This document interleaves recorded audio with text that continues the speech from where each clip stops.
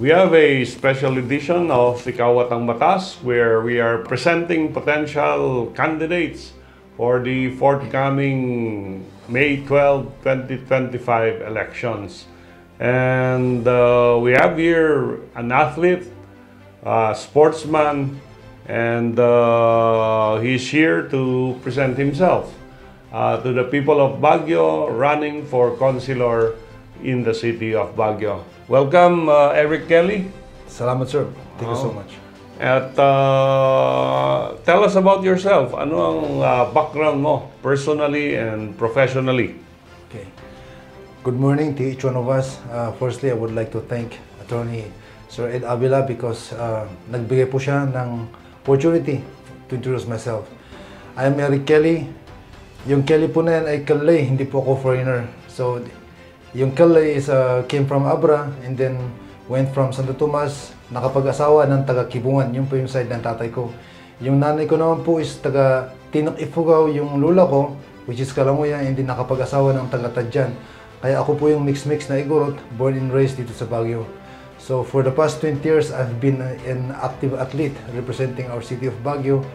And kaya po ako tumakbo ng City Council and to give a voice sana sa sports development ng Baguio kasi for the past 20 years medyo kulang po yung suporta at nakita ko po na walang magandang programa para sa ating mga atleta.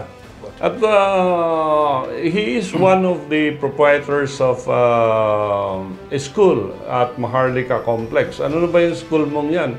Yes po sir, yun po ay no after nag-retired ako ng pandemic and then nag-iisip ako kung ano yung gagawin ko to at least contribute to the community here in Baguio. So I put up a non-profit organization. Ito yung sa pamamagitan din ng tulong ng aking mga kaibigan, si Ram Mawasan and then si Arnold Kedwing. So that's why we put up a non-profit organization trying to unite every martial arts community here in Philippines. So we started here in Baguio.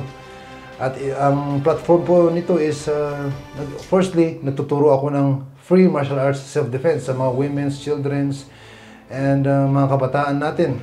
At sa mga Army Reservists po natin, nagtuturo po tayo din ng advanced martial arts.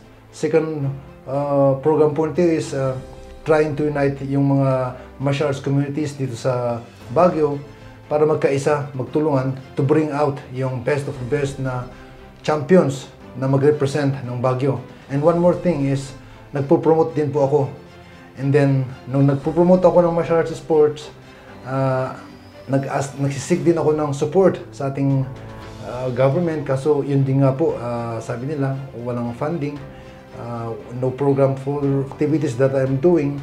Kaya ito po talaga yung nagtulak sa akin para tatakbo to help support the sports development of Baguio. Okay, kung ikaw ay mahalal bilang konsehal, ano yung mga legislative agenda mo? Anong mga ordinansya na gusto mong ipasa sa sanggunian?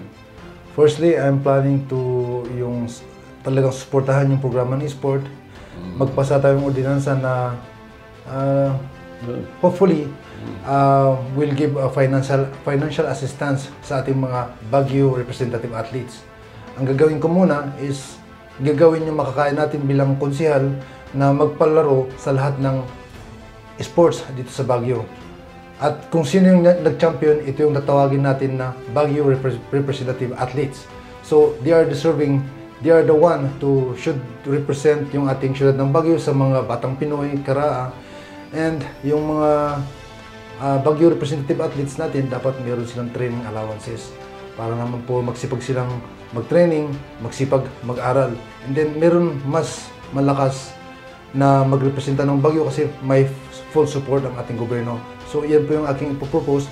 Isa pa po, yung nagkukos kami attorney sa may bandang Asin, lumapit sa akin si Ricky Gayamo, sabi sa akin, medyo baldaro siya attorney, Eric, buti tumakbo ka, sabi sa akin. So gusto ko ipopose na sana po meron din mga medical assistance sa ating mga retired athletes. Buti nga po, attorney, ako nag-retire, medyo kahit pa paano, makapagsalita tayo, makapagbasa. Kaya ipaglalaban ko yung karapatan ng ating mga atleta, at lalo na po yung mga retired athletes, medical assistance at scholarship ng kanilang mga anak. Yan, si Eric Kelly, any parting message or appeal sa ating mga constituents? Magandang umaga, mga taga Baguio. Sana po, idagdag nyo rin po ako sa darating na halalan, May 12. Nag-iisang tunay na atleta, ito po ang sinabuhay ko for the past 20 years. Nagbigay pagpapakilala ng ating lungsod ng Baguio sa mga national at international promotions. Ako, after my retirement, nagpo-promote na ako, nagpapalaro ako for additional 3 years. So 23 years, nakita ko pong medyo walang magandang programa ng ating sports ng Baguio. Kaya sana po, nag-isang atleta, idagdag nyo rin po ako sa City Council para itong darating na May 12. At your number? My number sa baluta is number 19. Para po hindi niyo ako makalimutan, Kelly Power, number 19 sa baluta. Maraming salamat po. Okay, thank you. We wish you luck. Thank you so much, Attorney.